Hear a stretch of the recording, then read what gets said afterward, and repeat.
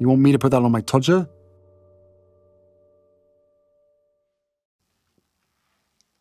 Harry's wife, another friend, bites the dust. Narcissists don't have friends, not in the truest sense of the word. A friendship is meant to be a mutually enjoyable experience. Our friendship with you is one of convenience. It's about what you provide to us, like any human being. You're there to be controlled. We're there to extract fuel from you. We'll take character traits from you, and of course residual benefits. Friends, non-intimate secondary sources, provide residual benefits in terms of lending or giving money, providing a lift somewhere, helping out with some DIY, providing a reference, being part of the facade. Instances of assisting in the seduction of an intimate partner, and more besides. You're simply there to serve our purposes. The unaware narcissist, of course, truly believes that they're friends with somebody. The aware narcissist knows we're not really friends with you, that we're just there to use you, but we're not going to go around saying, oh, I'd like to introduce my non-intimate secondary source, because the other individual will go, what the dickens are you talking about? And thus we will use the label friend also. Some narcissists don't have many friends in their fuel matrices. Others have lots. And there are varying degrees, outer circle friends, inner circle friends. Numbers vary. They come, they go. Some are repeatedly interacted with on a regular basis, others less so. Some might only be taken off the shelf every couple of months, every couple of years. It varies. Others might be dealt with on a daily basis, just by virtue of a few messages exchanged in a group chat, or possibly bumping into one another and going for lunch, and then having a telephone conversation, and so on and so forth. But the dynamic that occurs between a narcissist and friend is one where we use you for the prime aims. The narcissism, of course, persuades the unaware narcissist that the narcissist likes this person, that they're drawn to them through shared interests, that they get along with a sense of humour. Those are just the devices the narcissism uses to compel the narcissist to extract the prime aims from that particular appliance. Non-intimate secondary sources are subjected to the shelf dynamic, which means there'll be periods of time where we have nothing to do with you. You're not being devalued, you're just not being used, you're not being utilised at that juncture. So you stay on the shelf. Then something causes you to be taken off the shelf by way of a hoover. We ring you up, chat to you for an hour, call on you and go out somewhere with you, make arrangements to meet and go out for lunch. We then interact with you for a period of time. You're off the shelf. We're controlling you, drawing fuel from you, acquiring character traits, using for your residual benefits, and then you're popped back on the shelf until the next time that we need you. Some individuals can stay on the shelf for a very long time without there being any interaction. This isn't devaluation, nor is it disengagement. But in some instances, the narcissist will in effect get rid of that individual and disengage a non-intimate secondary source. Typically, the narcissist doesn't do this because there is opportunity to utilize the non-intimate secondary source regularly. It's much easier to keep control of the same group of friends who all can provide fuel and character traits and residual benefits than swapping them in and out and in and out and in and out. There'll be occasional changes, perhaps where a friend has been problematic or the friend moves away and therefore they need to be replaced. But largely, the narcissist keeps a fairly steady fuel matrix. If you want to understand more about that, I recommend that you read my book Pipelines and Understanding Changes to the Fuel Matrix. But certain narcissists, namely ones which move through different strata of society, end up changing the constitution of their fuel matrices. Whilst it's common that an intimate partner primary source is disengaged from, it's less common with non-intimate secondary sources, friends, family, colleagues. They tend to stay pretty much the same. However, where you have a narcissist that in effect is moving onwards and upwards, elevating themselves perhaps job-wise, in terms of exposure, in terms of the people that they're involved with, and in the case of Harry's wife, effectively the social climbing that she is engaged in, certain friends just don't cut it any longer.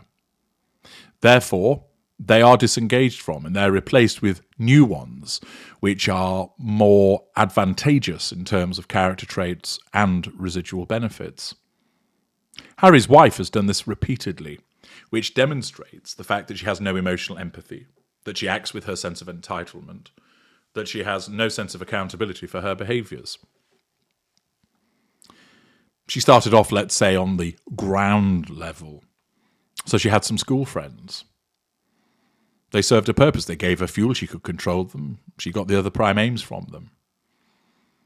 But then, later, she meets and marries Trevor Engelson. Those school friends don't prove as attractive as they once were. She makes friends in the Toronto scene.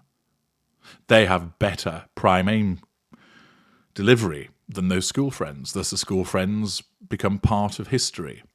Now, of course, other people may move on from their school friends because you don't live in the same area any longer. But many people do keep in touch with them. There isn't the wholesale forgetting about them, as Harry's wife engages in. But she does this as a combination of her sense of entitlement, lack of accountability, absence of emotional empathy, and the needs of her narcissism to keep her moving through these different strata. So as she moves upwards, those associated, let's say, with the ground stratum are of no use to the narcissism any longer, thus they're disengaged from, because she's moved to another higher strata. Many narcissists don't function this way. They tend to stay within the same groups all through their lives. Similar friends, stay with the family members, similar colleagues. But there are some narcissists, those which are more akin to the social climbers, that go through different strata in the way that Harry's wife has. And the latest individual that's complaining about the way that she's been treated as a consequence of Harry's wife's narcissism, although, of course, the individual concerned doesn't realise that's what it is Millie McIntosh, a non-intimate secondary source, who is reported in The Telegraph in an article by Victoria Ward. Duchess of Sussex ghosted me when she met Prince Harry, TV star claims. Millie McIntosh was friends with Harry's wife but never heard back from her after her relationship went public.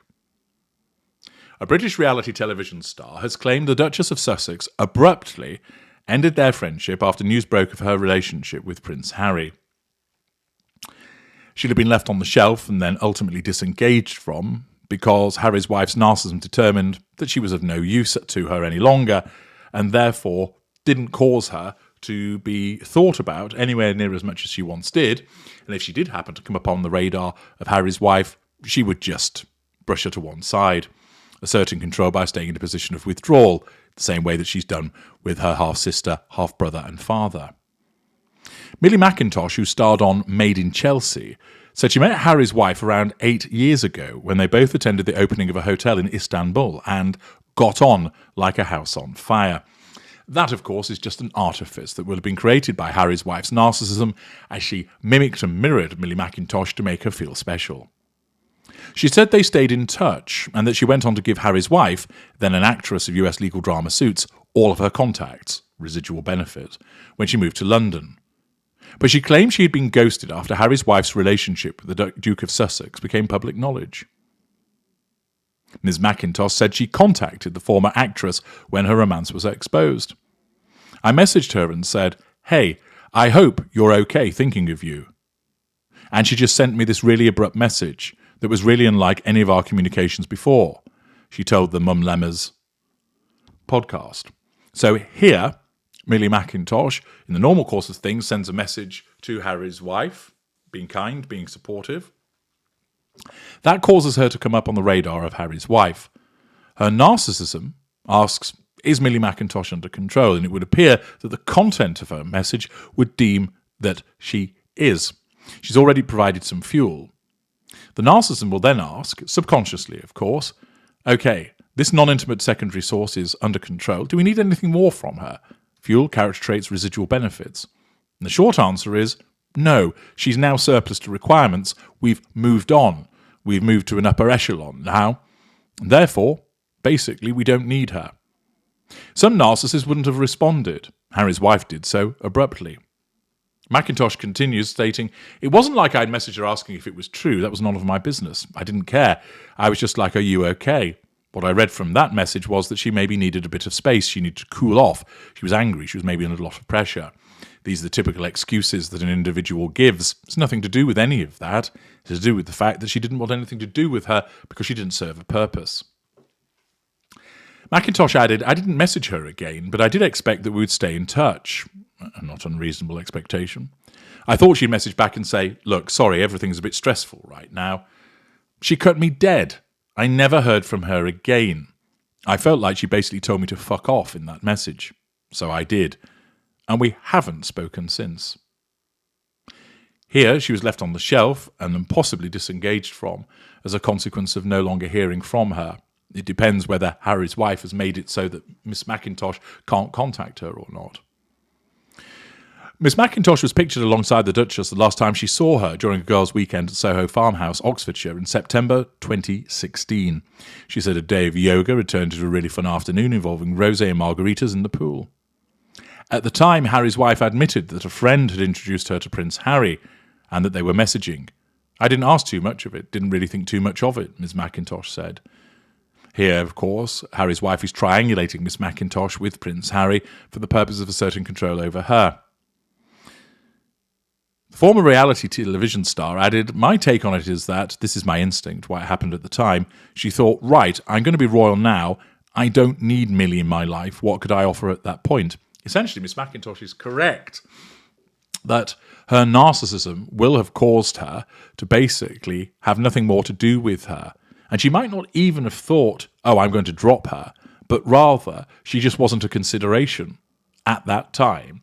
And if she did come upon the radar, the narcissism basically subconsciously said, we don't need her, and made Harry's wife think, I'm too busy to respond to her right now. Or might even have caused her to simply believe, as Miss McIntosh has stated, we don't need her at the moment, therefore you don't need to reply. Miss McIntosh continued, she'd met her prince. I was on a reality show, so she was like, I can't be associated with Made in Chelsea. I'm going to be royal. I've got to cut her loose. I just wasn't useful anymore. It might not have been as detailed as that. It might simply be that her narcissism didn't cause her to have any regard to her because she was of no further use. It was previously alleged that Harry's wife was spooked because she suspected Miss McIntosh was leaking details of their friendship to the media, which may have impacted her fledgling relationship with Prince Harry. That would, of course, be the paranoia of her narcissism, causing her to believe that was going on and giving a reason to justify having nothing more to do with her.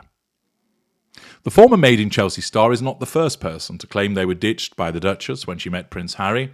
Others include her former agent, Gina Nelthorpe-Cowan, school friend Inaki Priddy, TV personality Lindsay Cundy, and broadcaster Piers Morgan, all demonstrating the way that she is either shelved or disengaged from non-intimate secondary sources. If you want to understand the difference between shelving and disengagement of a secondary source, I do have videos that go into further detail about that.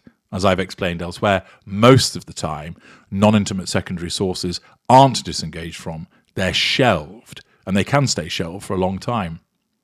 The Duchess has also cut off her own father and most of her extended family, including her half-brother and half-sister. They have been disengaged from, because Harry's wife has made it so that they can't get in touch with her. Miss McIntosh said at the time it was quite hurtful she had been ditched. She said they got on really well. Well, of course, Harry's wife gave it the appearance of that. And that because Harry's wife didn't know London very well, she'd given her the best places to get your nails done, basically my little black book. I gave her all my contacts, residual benefits. The two women had bonded over their marital troubles, mirroring, as the Made in Chelsea star was married to rapper Professor Green at the time, and Harry's wife had previously split from her first husband, Trevor Engelson. She added, when we first met, I was married, going through a bit of a turbulent time, and I got divorced. And she was divorced, so we had quite a lot to talk about.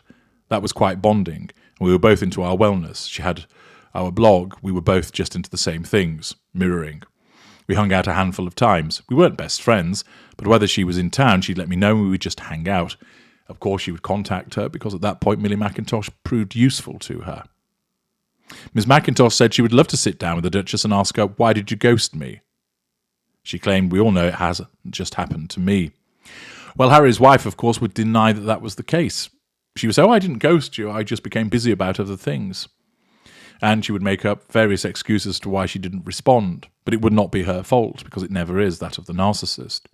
If Miss McIntosh wants to know why she did ghost her, the answer is here. Harry's wife was moving up through the social strata, and her narcissism deemed that Millie McIntosh did not cater to the prime aims as useful as other people. Therefore, there was no need to continue to interact with her. I'm H.G. Tudor. Thank you for listening.